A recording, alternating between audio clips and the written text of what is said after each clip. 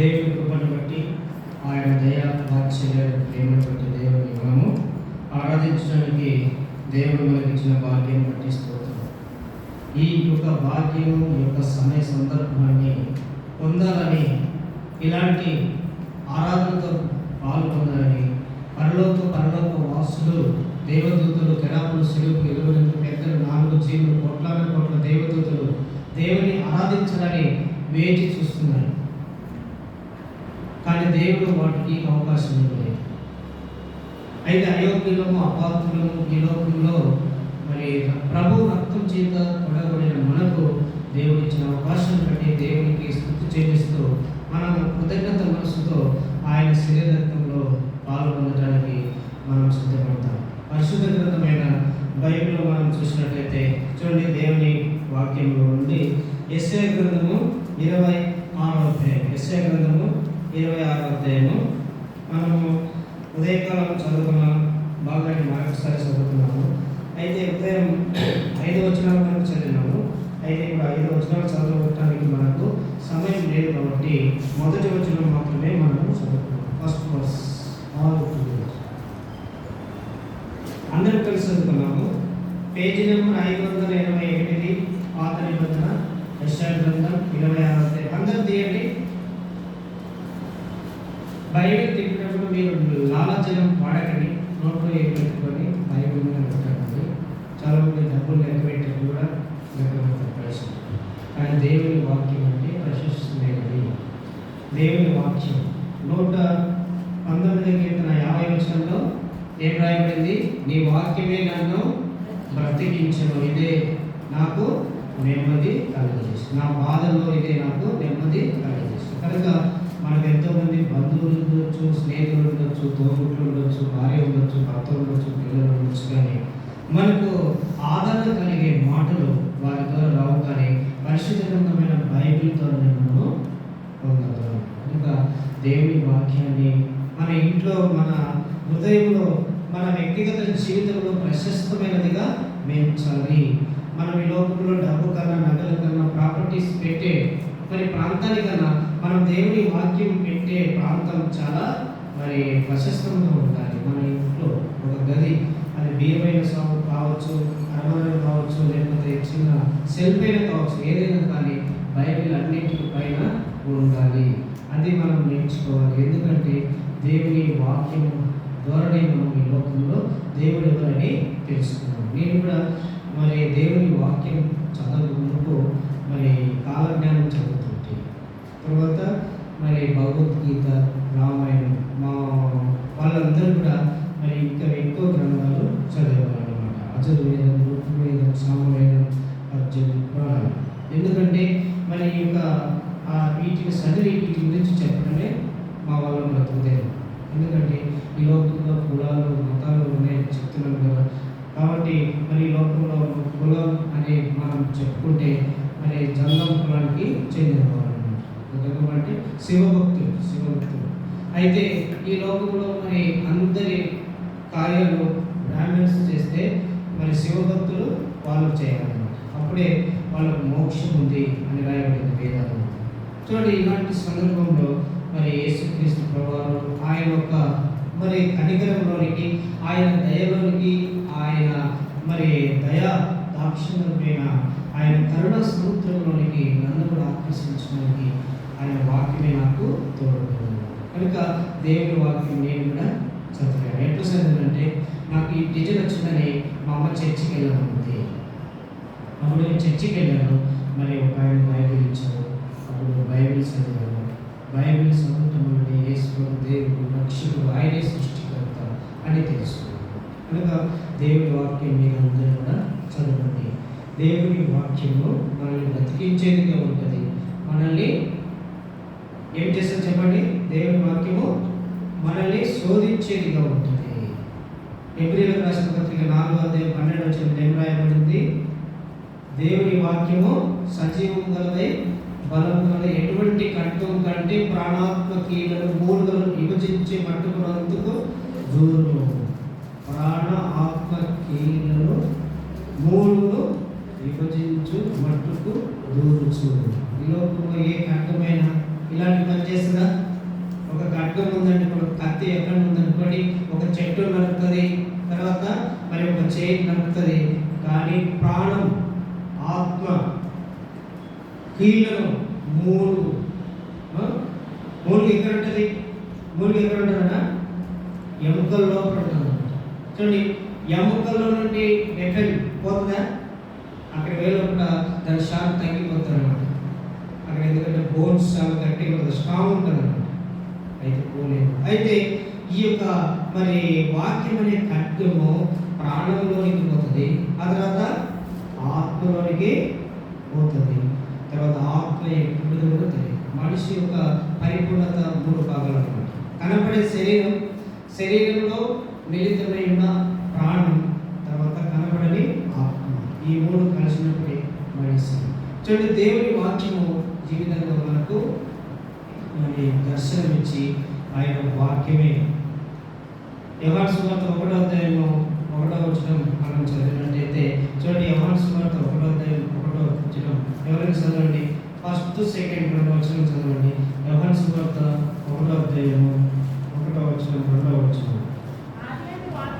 ఆదియందు వాక్యము ఉండెను, వాక్యము దేవుని యందు ఉండెను, వాక్యము దేవుడై ఉండెను, ఆయన ఆదియందు దేవుని యందు ఉండెను, సమస్తము ఆయన మూలంగా కలిగెను. చూడండి, ఆదియందు వాక్యము ఉండెను, వాక్యమే దేవుడై ఉండెను. వాక్యం అంటే మాట. మరి వేదాల్లో రాయబడింది శబ్దం అని రాయబడింది. శబ్దం, వాయిస్ ఆఫ్ గాడ్. చూడండి, దేవుడు మరి వాక్యము, శబ్దము, ఆయన బొమ్మ కాదు, శిల్ప కాదు. చూడండి, ఈ లోకంలో చాలా మంది క్రైస్తవులు కూడా మరి యేసును బొమ్మ పెట్టుకుంటారు. మరి యేసుప్రభు ఉన్నప్పుడు మరి అప్పుడు వాళ్ళు యేసుప్రభు ఈ విధంగా ఉంటాడని చూసి, ఒకవేళ అది నిజమైన మరి యేసుప్రభు శరీరధారిగా ఉన్నప్పుడు అది నిజమైన స్వరూపమైన కానీ ఆ స్వరూపంలో దేవుడు ఉన్నాడు. దేవుడు ఆత్మ. ఎందుకంటే ఆయన ఒక ఈ లోకంలో మన కొరకై రక్తం కార్చడానికి, మన పాప విమోచన కొరకై, సర్వలోక పాప విమోచన కొరకై ఆయన శరీరాన్ని ధరించుకున్నాడు. కానీ ఆయన నిజ స్వరూపము అది కాదు. అందుకే దేవుని వాక్యంలో ఏమంటే యోహాను సువార్త 1వ అధ్యాయం 14వ వచనంలో ఆ వాక్యమే శరీరధారి కృపా సత్య సంపూర్ణులుగా మన మధ్య నివసించాడు. వాక్యమే శరీరం ధరించుకున్నాడు. శరీరానికి వాక్యం ధరించుకోలే, వాక్యమే శరీరం ధరించుకుంది.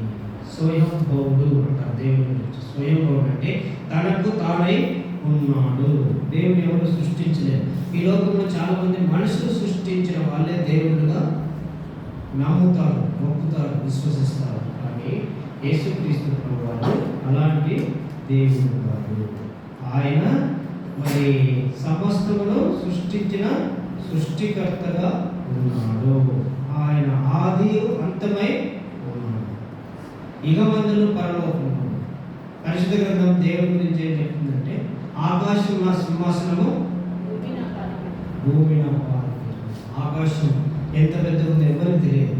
చూడండి, సైంటిస్ట్ కూడా ఆకాశం ఎంత హైట్ ఉంది, ఎంత పెద్ద ఉందని చెప్పలేదు. సూర్యుడి గురించి అంచనేశారు, చంద్రుని కాడికి పోయారు, భూమి గురించి అంచనేశారు. కానీ భూమిలో ఉన్న సముద్రం ఎంత లోతుందో సైంటిస్టులకు తెలుస్తుంది. చూడండి, ఇప్పుడు ఆకాశం మరి అంటే మొత్తం అంటే కనపడే స్పేస్. చూడండి, ఇక్కడ ఆకాశం ఎంత పెద్దగా ఉందో ఎవరు చెప్పలేరు. అయితే ఆకాశం అంతా కూడా ఆయన సింహాసనం అంటే మనకు అర్థమయ్యే భాషలో చెప్పాలంటే కూర్చొని, వెనుక బ్రదర్స్ కింద కూర్చోలేదు, వాళ్ళు కొంతమంది కూర్చుని కూర్చున్నారు. చూడండి, దేవుడు ఒకవేళ కూర్చున్నాడు అనుకోండి, ఆకాశం అంతా ఆయన సింహాసనం అయిపోతుంది. ఆకాశం అంతా కూర్చో అయిపోతుంది. తర్వాత మరి కొంతమంది కూర్చున్న వాళ్ళు కింద డైరెక్ట్గా కాలు పెట్టుకోలేని వాళ్ళు ఏం చేస్తారంటే కింద పాదపీఠం అనేది ఉంటుంది అన్నమాట. పాదపీఠం అంటే అది 2 ఫీట్స్, 2 అడుగులు అట్లా, 1 అడుగు ఇట్లా వెడల్పు, దాన్ని పాదపీఠం అంటారు. చూడండి, దేవుడు పాదాలు పెట్టుకుంటే భూమి అంతా ఏమైందాక పాదపీఠం. చూడండి, మనుషులు ఆడుంటారు, ఎక్కడ గుళ్ళు కడతారు, ఎక్కడ చర్చిలు కడతారు, ఎక్కడ మసీదులు కడతారు, ఇవన్నీ మన కొరకే. అయితే దేవుని ప్రజల మధ్యలో దేవుడు చెప్పాడు, ఎక్కడ నా నామం ఇద్దరు ముగ్గురు కూడేందులో వారి మధ్యన ఉంటున్నాను అని చెప్పాడు. ఇంకా ఇలాంటి గొప్ప దేవుణ్ణి ఆరాధించుకున్నాము. కనుక కృతజ్ఞత మనసుతో మనము కలిగి ఉండాలి. ఈ లోకంలో గొప్ప వాళ్ళు, సైంటిస్టులు, ధనవంతులు, మరి పేరు ప్రఖ్యాతులు కల వాళ్ళు, రాజకీయవేత్తలు, శాస్త్రవేత్తలు ఎవరు కూడా నిజదేవుని గుర్తించలేదు. కనుక నిజదేవుని గుర్తించడం, సృష్టికర్తను ఆరాధించడం అంటే అది చాలా గొప్ప హోదా.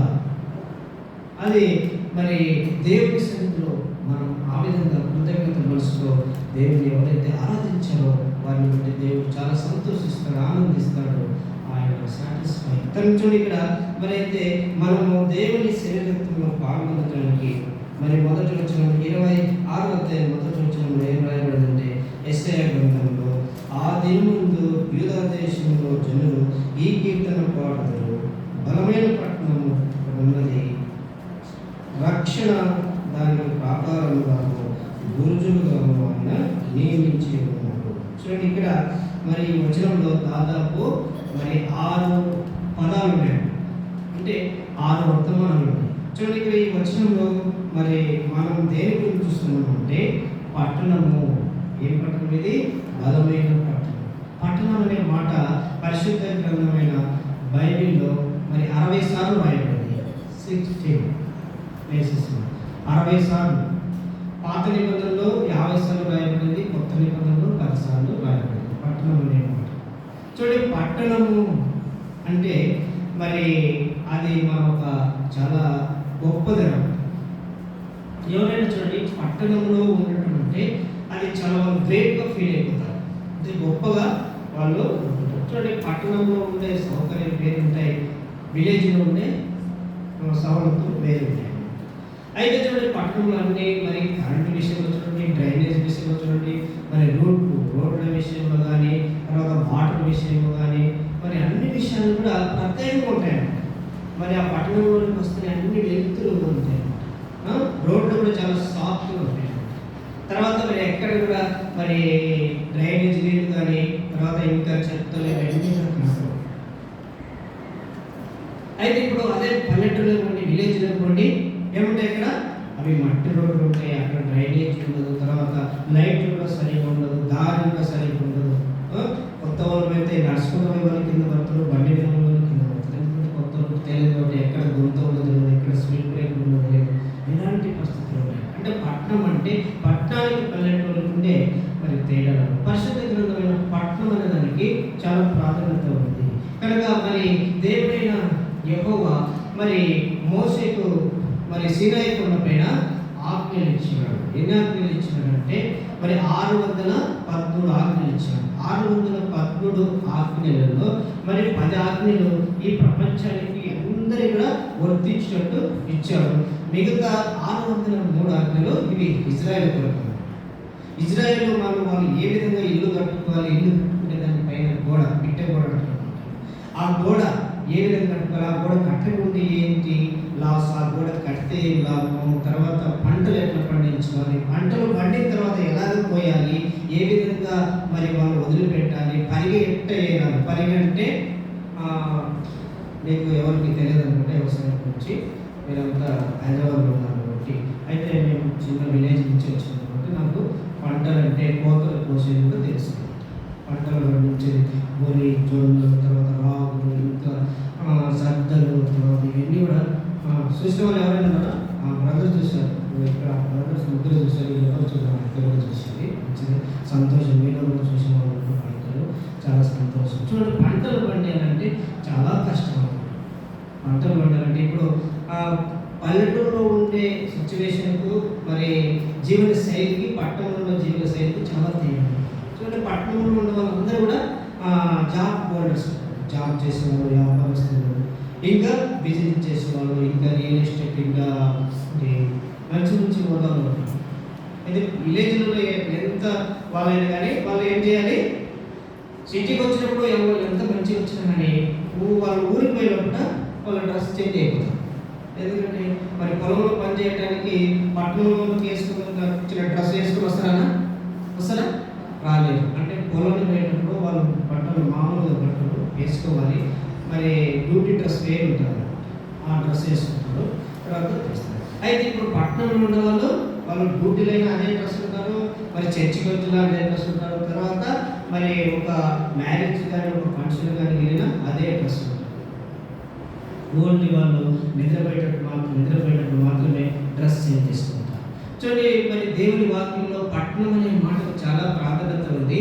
అయితే దేవుడైన యెహోవా మరి ఆయన వారిని ఇశ్రాయేలు ప్రజలను ఐగుప్తుల నుండి ఆ కానాను దేశానికి తీసుకొస్తాడు. కానాను దేశానికి తీసుకొచ్చినప్పుడు ఆ కానాను దేశంలో వారికి ఇవ్వబోతున్న స్వాస్థ్యానికి ముందే మరి మోషేకు ఈ ఆజ్ఞలన్నిటి కూడా ఇస్తాడు. ఆజ్ఞలు ఇచ్చిన తర్వాత అప్పుడు ఏం చేస్తారంటే పట్టణంలో నివసించే వారి నుంచి పల్లెల్లో విలేజ్లో నివసించే వారి నుంచి దేవుడు ఒక మాట చెప్తాడు. ఎవరైనా మరి అప్పు చేశారనుకోండి, అప్పు చేస్తే వాళ్ళు 7 సంవత్సరములు తర్వాత 7 సంవత్సరములు 7 లెక్క పెట్టినప్పుడు 49 వస్తాయి. ఆ 49 సంవత్సరంలో వచ్చినప్పుడు అప్పుడు 70 సంవత్సరమున అది జూబ్లీ అంటారు. అంటే అది విడుదల సంవత్సరం. ఎవరైతే అప్పు చేస్తారో అప్పు తీర్చలేదో ఆ ఒక విడుదల సంతోషం 70 సంవత్సరం వారికి విడుదల అని మరి దేశమంతా చాటించాలి అని దేవుడు ఆజ్ఞ ఇచ్చాడు. నువ్వు ఈ 49 సంవత్సరం లోపే మరి 49 సంవత్సరంలోనే మరి నీ అప్పు నువ్వు తీర్చుకోవాలి. ఒకవేళ తీర్చలేదనుకో అతని నువ్వు క్షమించాలి అని దేవుడు ఆజ్ఞ ఇచ్చాడు. చూసారండి, ఇప్పుడు తర్వాత మరి 6 సంవత్సరాలు ఆ భూమి పంట వేయాలి. 6 సంవత్సరాలు భూమి పంట వేసి 7వ సంవత్సరం దానికి ఆ భూమిని వదిలిపెట్టాలి. విశ్రాంతి అన్నమాట. దానికి భూమికి విశ్రాంతి సంవత్సరం ఇవ్వాలి అని దేవుడు చెప్పాడు. మరి 6 సంవత్సరంలో పంటేసి 7వ సంవత్సరంలో విశ్రాంతి ఇస్తే మరి ఎట్లా ఏం తినాలి ఏం చేయాలంటే ఇప్పుడు మరి వ్యవసాయం చేసే వాళ్ళకు తెలుస్తుంది అన్నమాట. ఇప్పుడు 6 సంవత్సరంలో పంట వేయలేదనుకో 7వ సంవత్సరంలో పంట పండుతుంది. ఎందుకంటే నువ్వు 6 సంవత్సరంలో పంట వేస్తే 7వ సంవత్సరంలో పంట వస్తుంది. 6 సంవత్సరంలో పంట వేయలేదనుకో 7వ సంవత్సరంలో పంట రానప్పుడు 7వ సంవత్సరం ఏం తింటావు అంటే దేవుడు ఏం చెప్పాడు, నువ్వు 6వ సంవత్సరంలోనే నీకు నా దేవుని నీకు కుమ్మరిస్తాను, అయితే 3 సంవత్సరాల పంట నీకు 1 సంవత్సరం ఇస్తాను అని చెప్పాడు దేవుడు. ఎవరైతే దేవుని ఆజ్ఞ మరి విధేయత చూపి వాళ్ళు 7వ సంవత్సరం భూమికి విశ్రాంతి ఇస్తారో వారికి 6వ సంవత్సరంలోనే 3 సంవత్సరాలు పంట ఇస్తారు. 6వ సంవత్సరం విశ్రాంతి, 7వ సంవత్సరం విశ్రాంతి, తర్వాత 8వ సంవత్సరం సిద్ధపరచాలి, ఆ తర్వాత 9వ సంవత్సరం వారికి పంట వస్తుంది. ఇప్పుడు దేవుడు మరి 6వ సంవత్సరంలోనే వారికి 7వ సంవత్సరం పంట ఇవ్వాలి, తర్వాత 8వ సంవత్సరం సిద్ధపాటు పంట ఇవ్వాలి, తర్వాత 9వ సంవత్సరము పంట పండే సంవత్సరం కూడా వాళ్ళు ఆ ఒక పాత పంటనే తినాలి. ఆ విధంగా నేను నా దీవెన మీకు ఇస్తాను అని చెప్పాడు.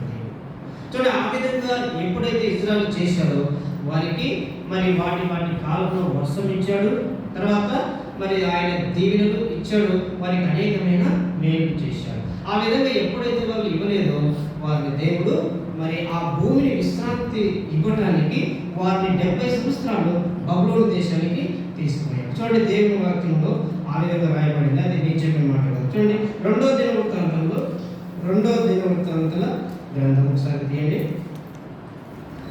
2వ దినవృత్తాంత గ్రంథం అంటే పట్టణం అంటే దేవుని వాక్యంలో చాలా ప్రాముఖ్యమైన మాట. పట్టణం అంటే చాలా దేవునికి మరి ఆయన దేవుడే తన ఆ పట్టణం గురించి ప్రాముఖ్యమైన మాటలు ఇక్కడ చెప్పాడు. అంటే పట్టణంలో ఎవరైతే మరి ఇల్లు అమ్ముతారో అది మాత్రము విడుదల సంవత్సరంలో అది విడుదల కాదు. మరి విలేజ్లలో మరి ఎవరైతే కొంటారో అది వారికి విడుదల కలుగుతుంది అని దేవుడే చెప్పాడు. చూడండి, ఇక్కడ 2వ దినవృత్తాంతంలో 26వ అధ్యాయం చూడండి. 2వ దినవృత్తాంతంలో 26వ అధ్యాయము 21వ వచనం చదవండి. ఎవరైనా ఒకరు 2వ దినవృత్తాంతంలో 26వ అధ్యాయము 21వ వచనం. 2వ దినవృత్తాంతం ఏమనుకోండి 36వ అధ్యాయం 21వ వచనం. 2వ దినవృత్తాంతంలో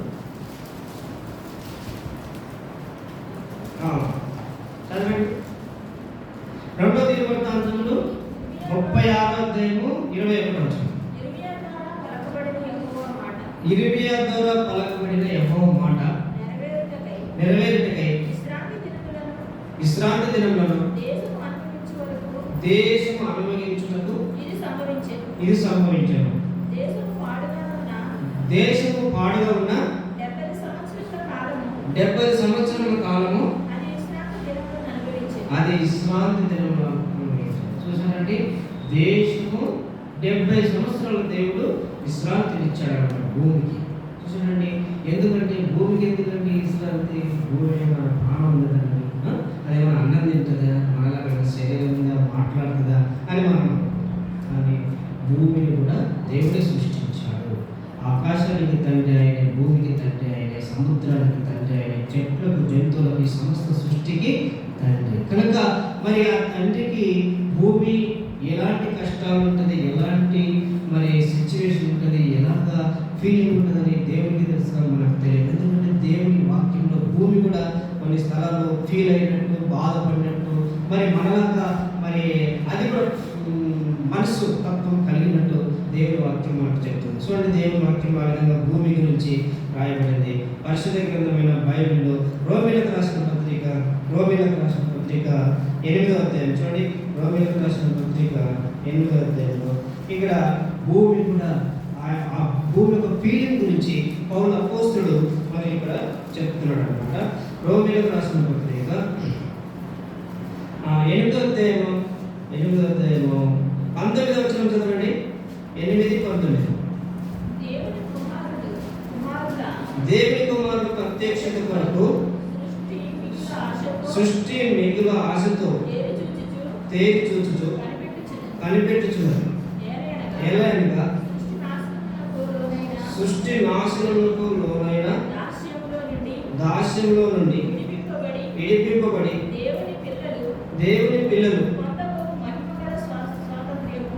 పొందకు మహిమగల స్వాతంత్ర్యము పొందుదనని నిరీక్షణ కలదే స్వేచ్ఛగా కాక దానికి లోపరచు వారిని మూలంగా వ్యర్థపరచబడింది. చూడండి, ఇక్కడ భూమి ఏమి జరుగుతుందంట? దేవుని కుమారుల ప్రత్యక్షత కొరకు ఏమంటుంది? సృష్టి మిగుల ఆశతో తేరి చూచుతుంది. ఆ తర్వాత 22వ వచనం చదవండి. 22వ వచనం, సృష్టి యావత్తు ఏకగ్రీవముగా మూలుగుచు ప్రసన వేదన పడుచున్నదని వేరుగుతాము. చూడండి, సృష్టి యావత్తు ఏకగ్రీవముగా మూలుగుచు ప్రసన వేదన పడుచున్నది. సృష్టి అంటే ఈ సమస్త కనపడే భూమి, ఆకాశము, ఈ సమస్త మరి సముద్రం, ఇవన్నీ కలిపితే సృష్టి అన్నమాట. వీటిలో మరి ఒక చిన్న భాగమే భూమి. కనుక ఇలాంటివన్నీ కూడా మరి దేవుని కుమారుడు ప్రత్యక్ష కొరకు మరి మిగులు ఆశతో తేరి చూచుచున్నది, కనిపెట్టుచున్నది, ప్రసన వేదన పడుచున్నది అని రాయబడింది. కనుక మరి దేవుని వాక్యంలో ఈ యొక్క భూమికి దేవుడు ఎందుకు విశ్రాంతి ఇచ్చాడంటే అది దేవుని యొక్క ఆజ్ఞ, దేవుని యొక్క మాటలు. చూడండి, మరి ఎందుకు చెప్తున్నాను అంటే పట్టణము అంటే మరి పట్టణానికి పరిశుద్ధమైన బైబిల్లో దేవుడే ప్రార్థన ఇచ్చాడు, ఎంతో ప్రాధాన్యత ఇచ్చాడు. అయితే ఎలాంటి ప్రాధాన్యత ఇచ్చాడంటే మరి ఇశ్రాయేలు కూడా ఆ 8వ సంవత్సరమున ఎవరైతే మరి విలేజ్లో ఎవరైతే ఒక ఇల్లు అమ్ముకుంటారో, వారి స్వాస్థ్యం మరి పొలం అమ్ముకుంటారో, అది 20వ సంవత్సరం సునాదన సంవత్సరం తిరిగి పొందుతారు. కానీ పట్టణంలో ఇల్లు అమ్ముకుంటే అది తిరిగి పొందలేరు. ఎందుకంటే పట్టణానికి ఎలాంటి ప్రాధాన్యత ఇస్తాడు. ఆ పట్టణంలో అది ఒకసారి కొన్నారనుకో వారికి స్వాస్థ్యం అయిపోతుంది. చూడండి, ఎవరైనా హైదరాబాద్లో ఇల్లు కొనుక్కుంటే వాళ్ళు ఉండాలని కొనుక్కుంటారా, అమ్ముకోవాలని కొనుక్కుంటారా?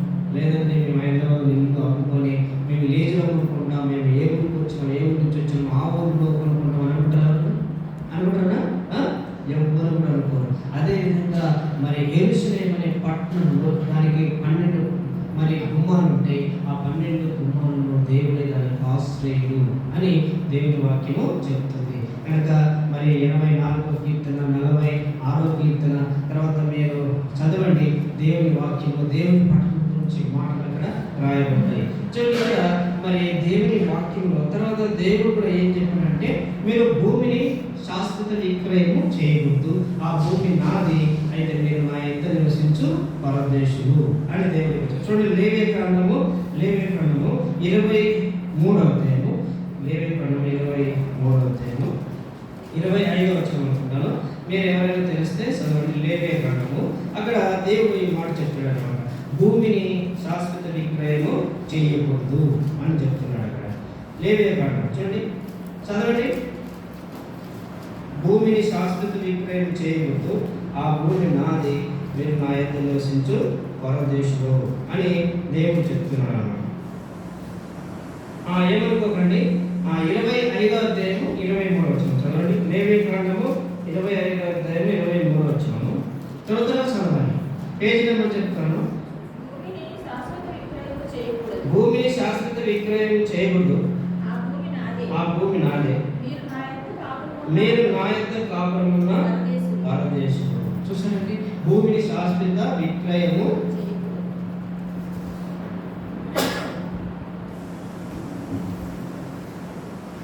ఎందుకంటే అది మళ్ళా తిరిగి పొందేటట్టు అమ్ముకోవాలని దేవుడు చెప్తున్నాడు. అంటే అలాంటి వెసులుబాటు, అలాంటి మరి స్వేచ్ఛ దేవుడు ఆ విధంగా ఇచ్చాడన్నమాట. చూడండి ఇక్కడ మరి ఈ పట్టణము అనే మాట గురించి మనం చూస్తే పరిశుద్ధ గ్రంథంలో భూలోకంలో మరి పట్టణం ఉంది, పరలోకంలో మనకు పట్టణం ఉంది. పరలోక పట్టణము ఎలాంటి పట్టణం అంటే అది అక్కడ మరి దానికి సూర్యుడు అయినా అక్కరలేదు, తర్వాత చంద్రుడైనా అక్కరలేదు, రాత్రి అక్కడ ఉండదు. అయితే అక్కడ మరి భూరాజు తన మహిమను ఆ పట్టణంలోనికి తీసుకుపోతారు. అయితే ఆ పట్టణం ఎట్లుంటుందంటే అది దగదగదగా మెరుచుకుంటుంది, మెరుచుకుంటుంది. చూడండి అలాంటి పట్టణం, అక్కడ సూర్యుడు లేడు, చంద్రుడు ఉన్నాడు, కానీ ఆ పట్టణం అయితే ఎట్లుంటుందంటే మెరిచిపోతుంటుంది.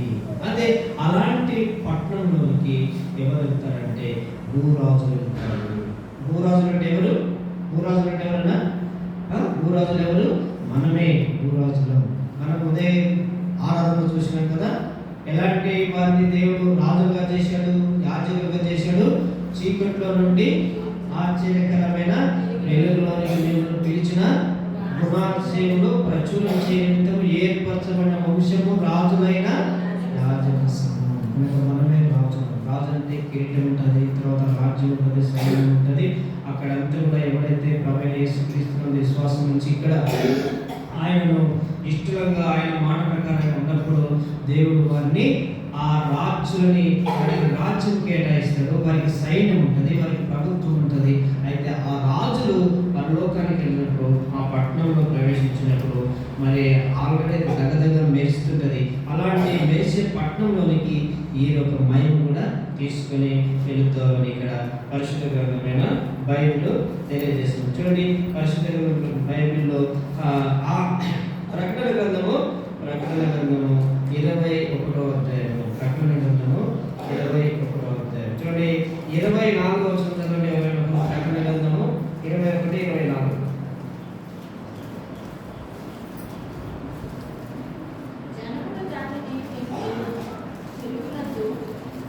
జనములు దాన్ని ఎలుగునందు చెంచరించెదరు, భూరాజులు తన మహిమను దానిలోనికి తీసుకుంటారు. చూడండి, జనములు దాని వెలుగునందు చెంచండి. మీరు తర్వాత ఈ అధ్యాయంలో కూడా చదవండి. అక్కడ సూర్యుడైన చంద్రుడైన అక్కర్లేడు, అక్కడ ఆకలి ఉండదు, దాహం ఉండదు. అక్కడ దేవుని ప్రజలకు ఆకలి దాహము ఏమాత్రం కూడా ఉండదు. అయితే అలాంటి పట్టణంలోనికి భూరాజులు తన మహిమను దానిలోనికి తీసుకొని వెళ్తారు. కనుక భూమిలో ప్రభువైన యేసుక్రీస్తుని ఆరాధించేవారు, ప్రభు శరీరక్తమందు యోగ్యంగా పాల్గొనేవారు. ప్రభు రక్తంలో, ప్రభు శరీరంలో యోగ్యంగా పాల్గొనే వారికే ఇలాంటి ధన్యత దేవుడు ఇస్తాడు. చూడండి, దేవుని వాక్యంలో ఆ విధంగా మనం చదివినట్టు ఏంటంటే మరి దేవుడు మనకు ఎన్నో గొప్ప మరి ఆయన ఆధిక్యతలు ఇచ్చారు, ఎన్నో గొప్ప బహుమానాలు ఇచ్చారు. ఎందుకొరకు అంటే మనము ఆ పట్టణంలో ప్రవేశించడానికి, ఆ పట్టణంలో ప్రవేశించడానికి మనకు ఏంటిది అర్హత అంటే ఇక్కడ ప్రభువైన యేసుక్రీస్తునందు మనము విశ్వాసం ఉంచాలి. ఇంకా ఎవరైనా ప్రభువైన యేసుక్రీస్తునందు విశ్వాసం ఉంచుకుంటే మరి ఇప్పుడే ప్రభువా నేను పాపినని ప్రభువైన యేసుక్రీస్తునందు విశ్వాసం ఉంచడానికి ఆయన సొంత రక్షకుడిగా అంగీకరించడానికి మరి మీ జీవితంలో ప్రభువుకు అప్పగించినప్పుడే అప్పుడు దేవుడు ఏం చేస్తాడంటే మీ పేరు పరలోకములో జీవితంలో రాస్తాడు. చూడండి దేవుని వాక్యంలో ప్రకటన గ్రంథము 21వ అధ్యాయము 15వ వచనం చదవండి. 21వ అధ్యాయం 15వ వచనం. ప్రకటన 21:15. ఆ పట్టణమందు దాని గుమ్మములను ప్రాకారములను కొలుచుటకై నేను చెప్పింది ఏంటంటే ఎవరి పేరైనా జీవగ్రంథమందు రాయబడినట్లా వాడు అగ్నిగుండంలో వేయబడును అన్నాడు. 15వ వచనం ఉంటుంది. చూడండి ఆ మాట మీరు చదవండి. ఏమనుకోకండి. 20వ అధ్యాయం 15వ వచనం. 20వ అధ్యాయం 15వ వచనం చదవండి. 15 వర్స్. రెవల్యూషన్ 20:15. ఎవరి పేరైనను జీవగ్రంథమందు రాయబడినట్టు కనపడినట్లుగా వాడు అగ్నిగుండంలో వేయబడును. చూడండి అగ్నిగుండంలో ఎవరు ఉంటారు? అగ్నిగుండంలో ఎవరు ఉంటారు? చూడండి ఇక్కడే 20వ అధ్యాయం 8వ వచనంలో రాయబడింది. చూడండి 20వ అధ్యాయము 8వ వచనం చదవండి. 20వ అధ్యాయం 8వ ప్రకటన 28 చదవండి. ఏమన్నా అది కాదు. 21:8 చదవండి. 21:8. పెరికి వారును అవిశ్వాసులను అసహ్యులను నరహంతకులను వ్యభిచారులను మాంత్రికులను విగ్రహారాధికులను అబద్ధికులందరిలో అగ్ని గంధకములతో మండు గుండంలో పాల్గొందురు. ఇది రెండవ మరణం. చూసానండి ప్రభువైన యేసుక్రీస్తునందు విశ్వాసం ఉంచుకుంటే మరి అగ్ని గుండంలో పాల్గొంది. అది రెండవ మరణం. అయితే మనిషి జన్మించిన తర్వాత మరి మన కనబడే శరీరానికి అంతం ఉంది కానీ మనలో ఉన్న ఆత్మకు అంతం లేదు. అది మరి బ్రతుకుతారు కానీ మరి ప్రభువైన యేసుక్రీస్తునందు విశ్వాసం ఉంచితే సంతోషంతో ప్రభు సన్నిధిలో ఉంటుంది. ఒకవేళ ప్రభువైన యేసుక్రీస్తునందు విశ్వాసం ఉంచుకుంటే ఈ విధంగా అగ్ని గుండంలో అగ్ని గంధకములతో మండు గుండంలో పాలు పొందుతుంది. అది రెండవ మరణం. అక్కడ బాధ అనుభవిస్తుంది. బాధ ఉంటుంది కానీ మరణం ఉండదు. అక్కడ శిక్ష ఉంటుంది కానీ ఏమాత్రం ఓదార్పు ఉండదు. కనుక యుగాయుగంలో మరి అగ్ని గుండంలో బాధపడుచున్నారు. కనుక భూలోకంలో ఉన్నప్పుడు ధనవంతుడు ప్రతిరోజు బహుగా సుఖపడుచు ఊదా రంగు వస్త్రములు ధరించుకొని బహుగా సుఖపడుతున్నాడు. అదేవిధంగా లాజరు ఉన్నాడు దరిద్రుడు. ఏం చేయబడ్డాడు? అతడు కురుపులతో నిండిన వాడే కుక్కలు వచ్చి అతని కురుపులు నాకినాయి. తర్వాత మరి ధనవంతుని బల్ల మీనప్పుడు రొట్టె మొక్కలు తిన్నాడు. కానీ ఎవరిపైన ఆయన విశ్వాసం ఉంచినాడు? దేవునిపైన విశ్వాసం ఉంచాడు. ఆయన సరిపోయాడు, ఈయన సరిపోయాడు. అయితే ఈయన సరిపోయినప్పుడు భూలోకంలో ధనవంతులు చనిపోయినప్పుడు మరి అనేకమైన మర్యాదలు జరిగాయి. పాత పెట్టారు అన్నాడు. కానీ ధనవంతుడు మరి లాజరు చనిపోయినప్పుడు పాతి పెట్టడం రాయబడింది. మీరు తర్వాత చదవండి. లూకా సువార్త 16వ అధ్యాయం 19వ వచనం నుంచి చదివితే మనకి ఇక్కడ ధనవంతుడు లాజరు గురించి దేవుడు చెప్పిన ఉపమానమును చదువుతాం. అయితే లాజరు చనిపోయినప్పుడు దేవదూతలు వచ్చినాయి. అబ్రాహామును ఆడుకున్నాడు. ధనవంతుడు చనిపోయినాడు. అయితే అతడు అగ్ని గుండంలో బాధపడుచున్నాడు. అగ్ని గుండంలో బాధపడుచున్నాడు. అయితే మరి దూరం నుండి అబ్రాహాము రొమ్మున ఆనుకున్న లాజరును చూసి ఏమని పిలుస్తున్నాడు? చూడండి 24-25 చదవండి. లూకా సువార్త. తండ్రి అయిన అబ్రాహాము నా యందు కనికరపడి తన వేలు కొను నీళ్ళలో ఉంచి నా నాలుకను చల్లార్చుటకు లాజరుని పంపము.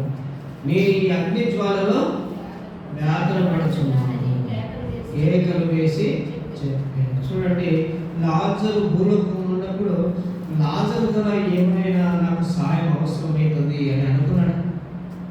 లాజరు నాకు ఒక గ్లాస్ నీళ్ళిస్తే మంచిగా ఉంటుంది అని ఎప్పుడైనా అనుకున్నాడు. కానీ ఇక్కడ మరి నరకంలోకి పోయిన తర్వాత స్థితి మారిపోయింది, గతి మారిపోయింది, ప్లేస్ మారిపోయింది. అక్కడ సిచ్యువేషన్ మారిపోయింది. ఇప్పుడు అబ్రాహాము అడుగుతున్నాడు, తండ్రి అయిన అబ్రామా, నీ యొద్ద ఉన్న లాజరును ఒక్క చుక్క బ్రేడ్, ఒక చుక్క నీటి వరకు లాజరును పంపమని అడుగుతున్నాడు. చూడండి ఆ మాట చదవండి. లాజరుని ఏ విధంగా పంపమంటాడు? ఒక్క చుక్క నీటి.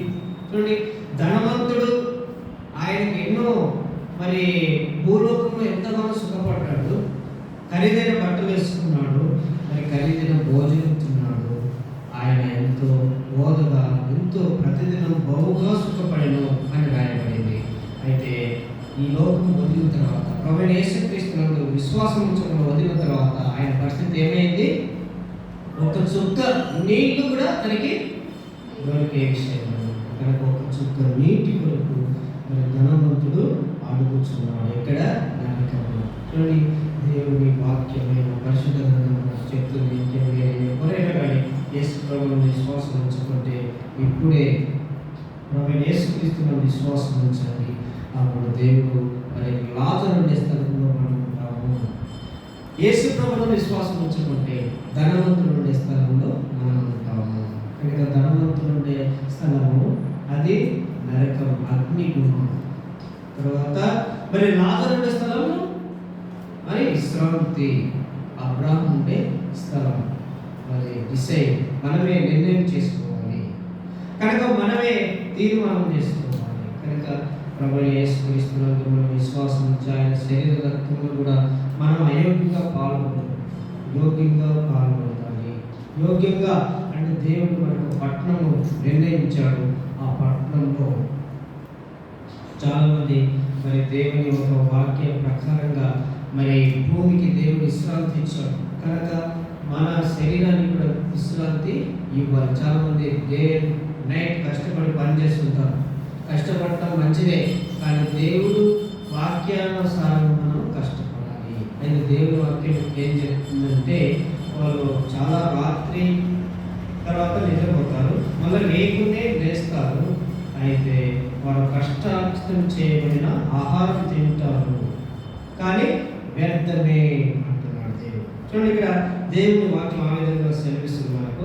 చదవండి, కీర్తన గ్రంథము 128వ కీర్తన. చూడండి, 128వ కీర్తన అంటున్నాడు. మరి దేవుని వాక్యంలో మనం చదివినట్టయితే అక్కడ దేవుడు మనకు తెలియజేస్తున్నాడు. ఏమని తెలియజేస్తున్నాడు అంటే, తన ప్రియులు నిద్రిస్తుండగా ఆయన వారికి ఇచ్చును అని రాయబడింది. తన ప్రియులు నిద్రిస్తుండగా ఏమనుకోమంటే 127వ కీర్తన 2వ వచనం చదవండి. 2వ వచనము 127వ కీర్తన 2వ వచనం. మీరు ఏకునే లేచి చాలా రాత్రి అయిన తర్వాత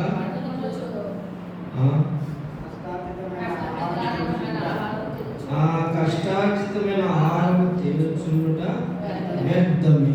ఎందుకంటే అంజేసుకుని భోజనం చేయటము మరి వ్యర్థమా? చాలా వేకున లేచి, చూడండి, చాలా మంది ఏకున డే నైట్ కష్టపడుతుంటారు. దేవుడి మందిరాన్ని కూడా రావాలి. దేవుడి మందిరం ఏమన్నా అంటే డ్యూటీ ఉందన్నా, ఫస్ట్ షిఫ్ట్ అన్నా, మరి ఏమన్నా రాలేదు, నైట్ షిఫ్ట్ కదంటే అలసిపోయాను చూసారు. మరి ఏమన్నా బైబిల్ స్టడీకి రాకపోతే, ప్రార్థన రాకపోతే అంటే డ్యూటీ ఉండదు చూసారు. దేవుని వాక్యం ఏం చెప్తుంది? వాళ్ళు ఏకునే లేస్తారు, తర్వాత చాలా రాత్రి అయిన తర్వాత నిద్రపోతారు. కష్టపడిన ఆహారం తింటున్నారు, కానీ వ్యర్థమే అంటున్నారు. అయితే దేవుని వాక్యం ఏమి ఇస్తుంది? దేవుని పిల్లలకు తన ప్రియులు నిద్రిస్తున్నారు, ఆయన వారికి ఇచ్చుచున్నాడు.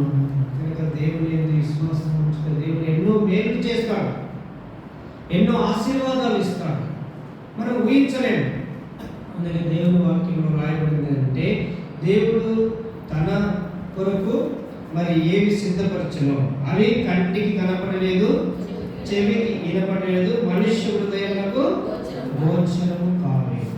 చూడండి, మరి ఇక్కడ 1 కొరింథీయులకు రాసిన పత్రికలో దేవుని వాక్యంలో మన కొరకు సిద్ధపరిచిన మరి ఆశీర్వాదం. కనుక మన కొరకు దేవుడు ఎలాంటి ఆశీర్వాదాలు సిద్ధపరిచాడు అనేది మనం చూసినట్లయితే, దేవుడు ఆ విధంగా మన కొరకు ఎన్నో ఆశీర్వాదాలు సిద్ధపరిచారు. చూడండి, దేవుని వాక్యమైన పరిశుద్ధ గ్రంథంలో మనం చదివినట్లయితే చూడండి, దేవుని వాక్యము ఈ విధంగా రాయబడింది. 2వ అధ్యాయము 9వ వచనం చదవండి. 1 కొరింథీ 2:9. ఇందును గూర్చి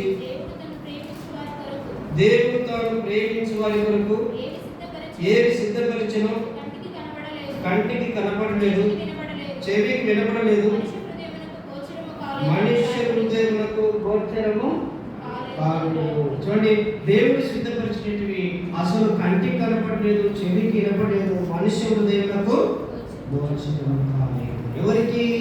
దేవుని ప్రేమించు వారికి. మనం ఎక్స్పెక్ట్ చేయలేము అన్నమాట.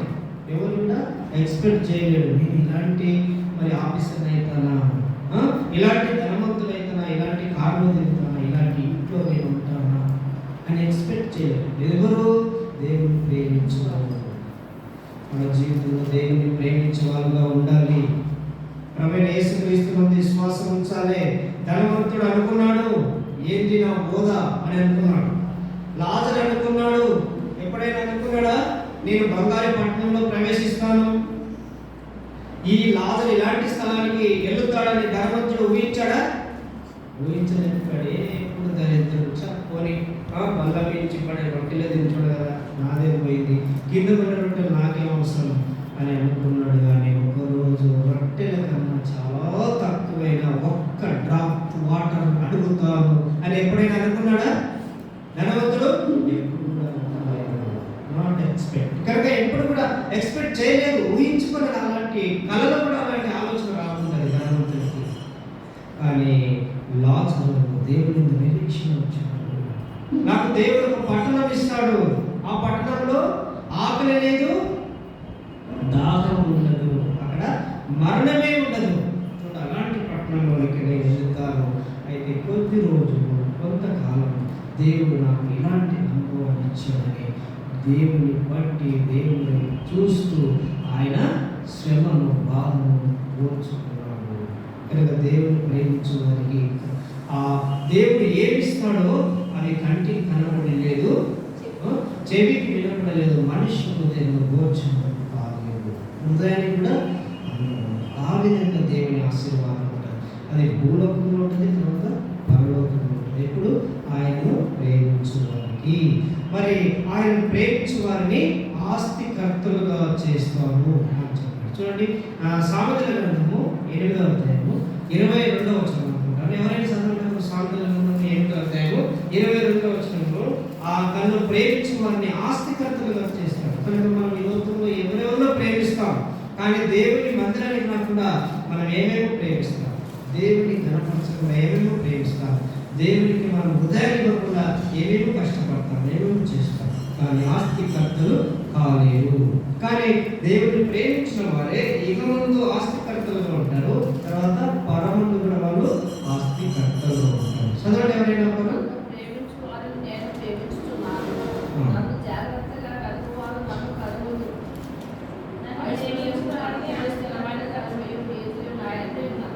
నేను చెప్పిన వచనం చదవండి. ఎన్నో వచనం గట్టి చెప్పండి. 8వ అధ్యాయం 21వ వచనం చదవండి అందరూ. సామెతల గ్రంథం 8:21. నన్ను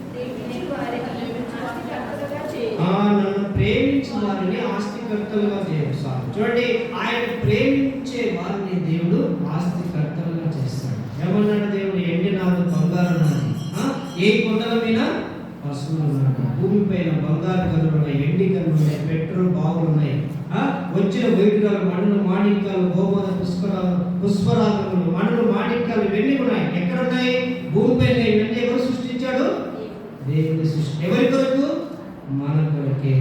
చూడండి, దేవుని ప్రేమిస్తే ఎన్నో ఇస్తాడు. చూడండి, దేవుని ప్రేమిస్తే ఎన్నో ఇస్తాడు. దేవుని ప్రేమించినప్పుడు మరి అనేకమైన ఆశీర్వాదాలు. కనుక ఇప్పుడే సమయం ఎక్కువైంది, ఇక్కడ ముగిస్తున్నాను నేను. అయితే మన జీవితాన్ని పరీక్షించుకొని, పరిశోధించుకొని, ఆయన శరీరంలో మొదట మన హృదయాన్ని ఇవ్వాలి, తర్వాత దేవుని మనము మన టయాన్ని మనం దేవునికి ఇచ్చి, దేవుని సమయాన్ని దేవునికి ఇవ్వకుండా, దేవుని ఆజ్ఞకు వాళ్ళు విధేయత చూపకుండా, దేవుని భూమికి విశ్రాంతి ఇవ్వకుండా, వాళ్ళ శరీరానికి విశ్రాంతి ఇవ్వకుండా వాళ్ళు 70 సంవత్సరాలు బబులోను చెరలో పోయాడు. 70 సంవత్సరాలు భూమికి విశ్రాంతి ఇచ్చాడు దేవుడు. చూడండి పిల్లలు, మరి చాలా మంది ఎందుకు అన్ని రోజులు వాళ్ళు పడకల పైన ఉంటారు, పడకలో ఉన్నారు, ఇన్ని సంవత్సరాలు ఉన్నారు అంటే వాళ్ళు దేవునికి ఇవ్వాల్సిన సమయం ఇవ్వరు కనుకనే వారికి ఈ లోకంలో దేవుని సమయం ఇవ్వలేదు కనుక ఈ శరీరం పైనే నువ్వేం చేయాలి, నీ శరీరాన్ని కూడా విశ్రాంతి ఇవ్వాలి. అట్లనే వాళ్ళు పడకలోనే చాలా సంవత్సరాలు ఉంటారు. అది అర్థం కాదు చాలా మందికి. ఏమైందంటే పడకలో ఉన్నాడండి, మందులు తింటున్నాడు, చాలా హాస్పిటల్ చూపించున్నాడు, చాలా మంది పాస్టర్ నుంచి కూడా ప్రార్థన చేశారు, మీరు కూడా ప్రార్థన చేయండి అని అంటారు. కానీ అసలు విషయం తెలియదు కనుక దేవుని సమయాన్ని ఎవరు కూడా దొంగిలించకూడదు. దేవుని సమయం అంటే మన సంపదలో దేవుని భాగం ఇవ్వాలి, తర్వాత మన సమయంలో కూడా దేవుని భాగం, దేవుని ఆజ్ఞ. చూడండి దేవుడు ఏం చెప్పాడు, 6 సంవత్సరాలు పంట వేసుకో, కానీ 7వ సంవత్సరం ఏం చేయాలి, భూమికి విశ్రాంతి ఇవ్వాలి. మరి మీరు తినటం ఏంటంటే 6 సంవత్సరంలోనే ఇస్తాను, 3 సంవత్సరాలు ఎప్పుడు వస్తుంది నీకు, మరి 7వ సంవత్సరంలో భూమికి విశ్రాంతి ఇస్తే మళ్ళీ నీకు 9వ సంవత్సరం వస్తుంది పంట. 7వ సంవత్సరంలో భూమికి విశ్రాంతి ఇచ్చినప్పుడు మరి 8వ సంవత్సరం సిద్ధపాటు అన్నమాట. అంటే భూమిలోని చెట్లు కొలుస్తాయి అన్నమాట. చెట్లు కప్ప ఇంకా వేరే వస్తాయి, సాఫ్ చేయాలి. సాఫ్ చేసిన తర్వాత అప్పుడు పంట వేస్తే ఆ పంట ఏమి వస్తుంది, 9వ సంవత్సరం వస్తుంది. మరి 9వ సంవత్సరం వస్తే వాళ్ళు అప్పు చేయాల్సిన అవసరం లేదు, ఎవరిని అడగాల్సిన అవసరం లేదు. ఆల్రెడీ వాళ్ళు దేవుని మాట విన్నారు కాబట్టి దేవుడి వాళ్ళకు ఉంటుంది కాబట్టి వాళ్ళకి ప్రిపరేషన్ అంతా కూడా దేవుడే ప్రిపరేషన్ చేశారు. కనుక వాళ్ళు దేవుని యొక్క మాట కట్టుకున్నప్పుడు ఆ పాతది తింటుంటాడు, కొత్తది వచ్చినా కానీ పాతది అయిపోదు అని రాయబడింది దేవుని వాక్యం. మీరు లేవి కాండంలో చదవండి, తర్వాత 25వ అధ్యాయం అంతా కూడా మీరు చదవండి. తర్వాత మన దేవుని వాక్యాన్ని మనం ఇక్కడ ముగించుకున్న శరీరక్తంలో మనం పాల్గొంటాము. యోగ్యమైన రీతిలో పాల్గొంది మనం ఆస్తికర్తలకు అవుతాము. కంటికి కనపడకుండా చెవికి వినపడకుండా మనిషి హృదయం బోధించడం కాకుండా దేవుని ఇచ్చే వాటిని పొందడానికి మనము సిద్ధపడతాము. కొద్ది నిమిషాలు మనం మోకరించండి, ప్రార్థనలో ఉంటాము. ప్రభు సన్నిధిలో ఈ వారం అంతా దేవుని గణపరచావా, మరి నీ సమయం దేవునికి ఇచ్చావా, మనసుని గణపరచావా, మరి దేనికి ప్రాధాన్యత ఇస్తున్నావు, ఒకసారి దేవుని సన్నిధిలో మనల్ని మనము పరీక్షించుకొని మనం ప్రభు శరీరంలో పాల్గొంటాం.